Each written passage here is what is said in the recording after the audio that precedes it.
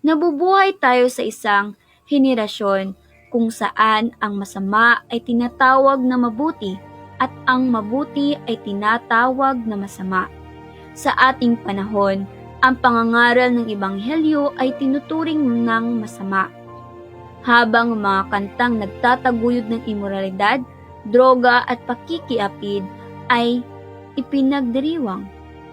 Sa kasamaang palad, ang ilang modernong simbahan ay nagsimulang tumalima sa kultura ng mundong ito. Sinasang-ayunan ang mga ito. May mga taong nagpapakilalang Kristiyano, ngunit nabubuhay ng sekular tulad ng iba. Bago winasak ng baha ang mundo, sinabi ng Diyos, "Ang wakas ng lahat ng laman ay dumating sa harap ko, sapagkat ang lupa ay napuno ng karahasan dahil sa kanila, at aking sisirain sila kasama ng lupa." Ngayon, lahat ng antas ng lipunan ay pinupuno ng katiwalian at karahasan, katulad ng mga araw ni Noe. Napansin mo ba kung gaano karahas ang maraming video games ngayon? Narinig mo ba ang mga musika na nagpapagayway ng karahasan? Ang mga pelikula at palabas sa TV ay nagiging mas maselan at madugo.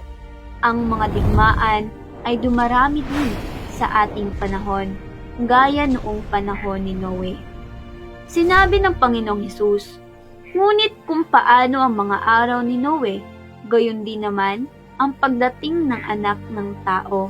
Sa panahon ni Noe, ang mga tao ay ganap na walang kamalayan na ang paghahatol ay malapit nang dumating. Ganon din sa ating panahon. Nakalimutan nila ang katotohanang malapit na bumalik si Jesus.